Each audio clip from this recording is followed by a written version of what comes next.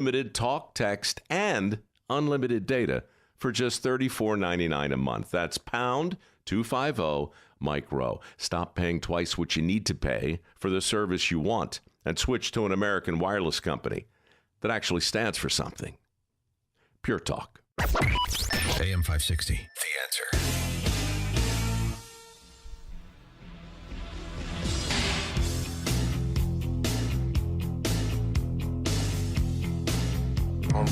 Let's all go to court. Let's go make some law now. Yeah, some law. I say we go to court. Yes, let's go to court. We're a bunch of assholes who take up a whole hallway with our conversation.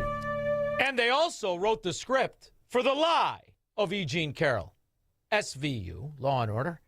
Season 13, Episode 11, I believe, is where Reid Hoffman decided to make up the absolute unequivocal lie of the E. Jean Carroll with a cat named Nipples rape. Attention from one president to the former president, former President Donald Trump. The trial continuing with that rape accusation case involving E. Jean Carroll. And of course, we're going to be joined on the ground there in New York City by Morgan Mackay. Thank you so much for joining us here as E. Jean Carroll continues to take the stand. What did we learn today, Morgan, as this case continues on? Andy, first this morning, former President Donald Trump sought a mistrial. Trump's attorney Joe Tacopina argued that the judge had misconstrued some evidence and improperly shut down some of his questions. But the judge denied the motion, and E. Jean Carroll took to the witness stand for a third day, facing another round of cross-examination. Now, Tacopina argued that Carroll didn't call the police after her alleged rape. Carroll responded with, quote, "I was born in 1943. I'm a member of the silent generation. Women like me were taught to keep our chins up and not complain."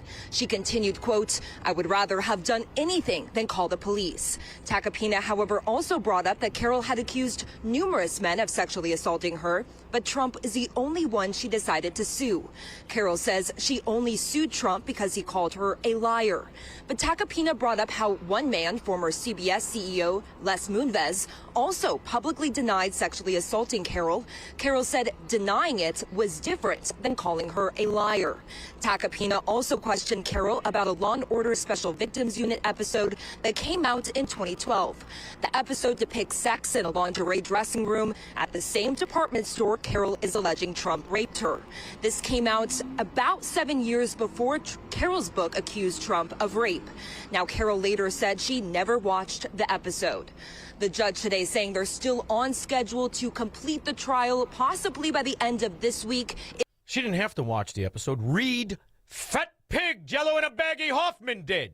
And that's who financed this whole fraud charade. Brad, you speak about the corruption of power centers. I think a major one has to be the New York Times. The number one person in the Epstein files from Silicon Valley, which is Reid Hoffman, mentioned 2,600 times, had a multi-year relationship with Epstein. They call each other very good friends. They did deals together. Reid stayed at the trifecta, which is not just the island, but the townhouse and the New Mexico ranch.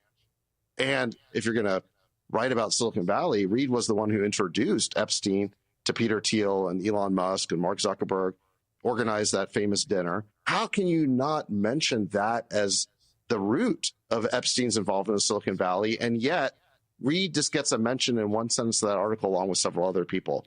It's crazy. I mean, the New York Times clearly has a list of people they consider approved targets. They're all right-coded. People like Elon or Peter Thiel and even J. Cal, because of his association with us, I guess. And they become the targets. But the people who've donated hundreds of millions of dollars to the Democrat Party and have paid for dirty tricks against Trump, they basically are spared. Honestly, this is just emblematic of the whole institutional rot and the distrust in the country. And it should be, because the country has forever bureaucracies that work with all of them.